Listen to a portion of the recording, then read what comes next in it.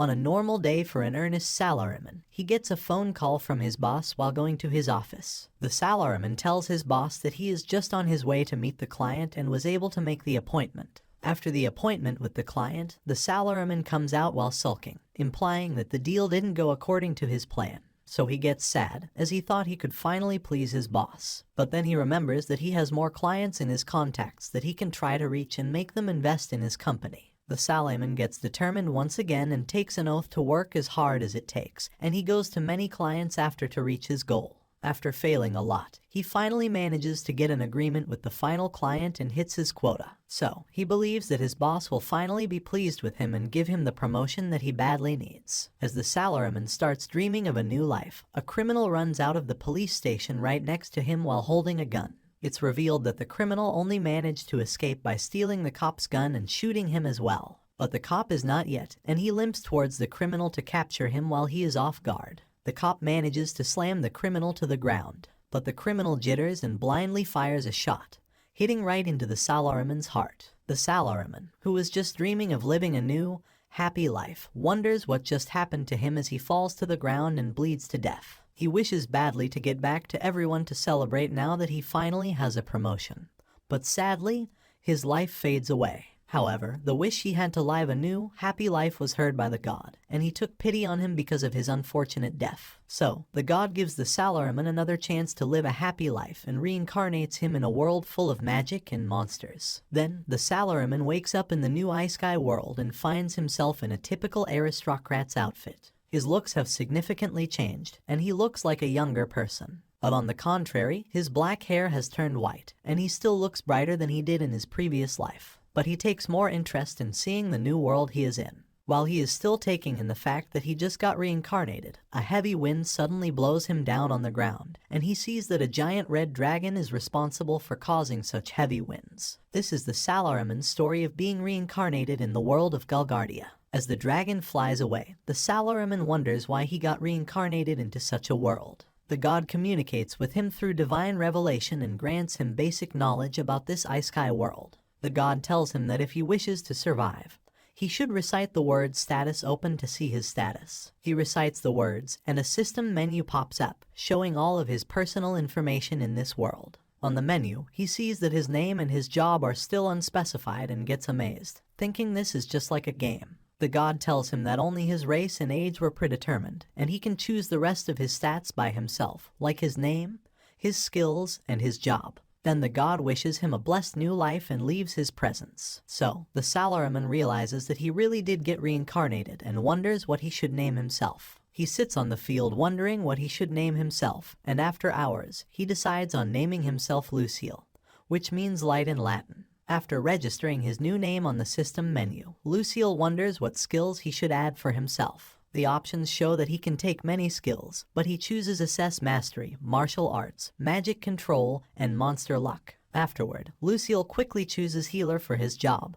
because who in their right mind would choose being a swordsman, a mage, or a tank? Anyway, Lucille explains why he chose his job as a healer, as he was always a support unit when he was a salaryman in his previous world. So, he still wants to be in the support unit in this world so that he can help people out and also bag some steady work. Besides, after the dragon that Lucille saw earlier, he has no courage left to face any other monsters in this world. Hence, he didn't choose to be in a fighting unit. Lucille then checks his pockets and finds 3 coins inside. So, he figures that this is his entire fortune for the time being and hopes to earn more in this world. Because a person is considered an adult at the age of 15 in the anime world, Lucille realizes that he is also an adult here and decides to go find work. As he walks forward, looking for a nearby town, he accidentally stumbles upon a dragon's corpse. Seeing the monster's corpse, Lucille gets terrified and runs the opposite direction as fast as he can.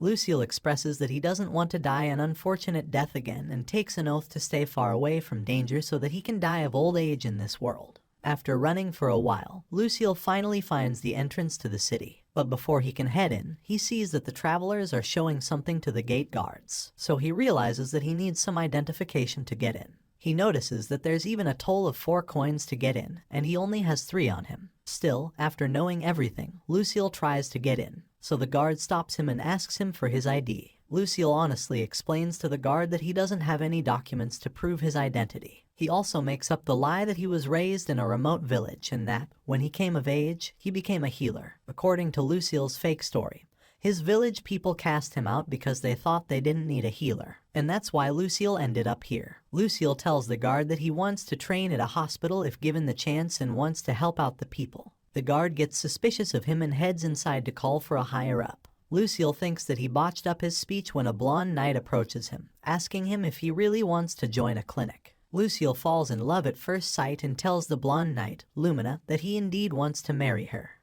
He indeed wants to find work in this town. So, Lumina tells Lucille to follow her to the Healers Guild in this town. Lucille asks the guard what he should do about the toll to enter the city, and the guard reveals that they don't collect any taxes from healers. So, Lucille heads into town without any worries and runs towards Lumina to catch up with her. But he acts like a blind person and runs into 3 fiery, strong-looking adventurers. The gray-haired hunter gets a bit mad and asks Lucille why he is in such a hurry. So Lucille tells him that he is on his way to the Healers Guild. Lucille then apologizes to the adventurer for running into him and tells him that he is not actually a healer yet because he hasn't learned how to use magic. The adventurer understands and tells Lucille not to become a corrupt healer, because that would apparently be a death wish. Lucille reveals that spreading kindness is his motto, and he strives to be an ethical person. So, the adventurers let him off, and he finally feels relieved. Lumina commends him for showing courage and assures him that if they were to lay a hand on him, she would have stepped in.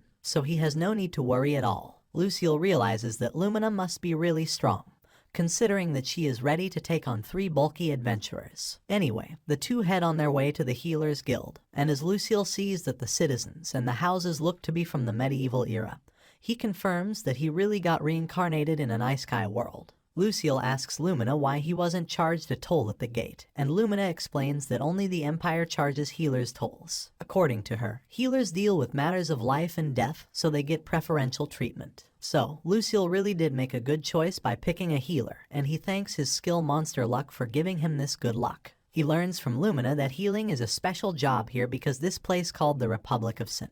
Shirul is the only home to the Healers Guild headquarters. They finally reach the Healers Guild, and Lumina welcomes Lucille to the place, which is not loud like the Adventurers Guilds. The guild receptionist, Kururu, gives Lucille a form to fill in his necessary information. Although he can't read any of it at first, he suddenly begins to understand everything and fills in his information. Kururu greets Lumina, and by the way they are talking, Lucille realizes that Lumina must be an important person. Anyway, Lucille fills in his name and age but fails to fill in his hometown because it does not exist. He asks the receptionist, Kururu, if writing just village would be okay, claiming he doesn't know the name of his village. So, Kururu thinks Lucille is an idiot and tells him to fill up on anything he wants. He hands in the form to Kururu and then asks Lumina what the name of this town is. Lumina also starts to think that Lucille is actually an idiot, and tells him that this is the town of Meritoni in the Republic of Sin.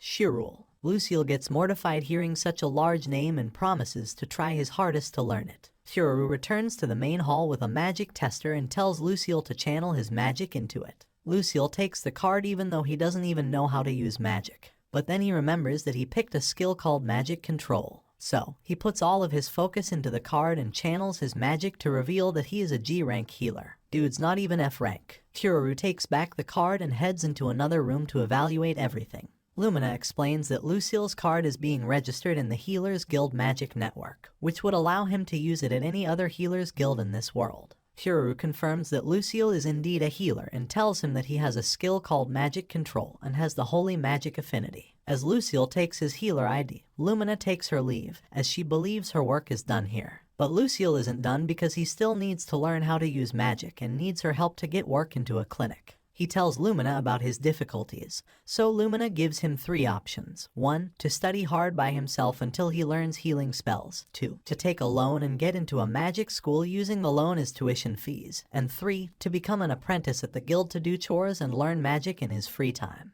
Lucille wonders which option he should pick, and because he was a Salaryman once, he goes with the first option, Spartan training. Both Lumina and Kururu think Lucille is very stupid for picking Spartan training, but they respect his choice. Lucille then formally promises Lumina to return the favor one day before she leaves the guild and goes to his room, as shown by Kururu. Inside his room, Lucille finds a spell book on the desk and begins reading it right away.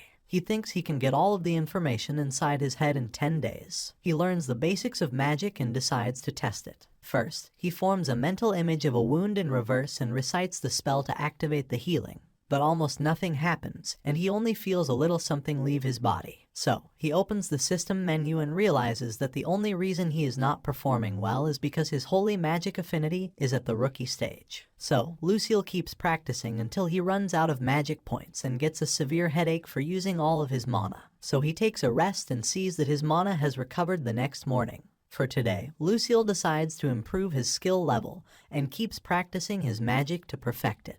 He keeps repeating the routine of reciting magic but stops before getting exhausted. Then he practices his magic handling to master his magic while his MP is recovering. After repeating the process over and over, Lucille sees that his stats have gone up. A maid of the guild named Monica brings Lucille some food, and he falls in love with her, ditching Lumina. That's sadly it for the side character as Lucille returns to training. On the third day of training, he finally succeeds in chanting the healing spell. Afterwards, he takes an evaluation test again, and Monica confirms that he is now able to use healing spells. Monica asks for a silver coin for renting the guild room, but upon learning that Lucille is Lumina's guest, she immediately returns it and apologizes to him. Monica explains that Lumina is a big deal and is actually the captain of the church's female paladin regiment. So, Lucille realizes that he only ran into such an important person thanks to his monster luck skill. Lucille then heads out to town to make some money, as he has heard that he can earn loads of money by simply healing people. So, he looks for an adventurers guild to work there directly as a healer. As he is on his way, the 3 adventurers that Lucille previously ran into call him.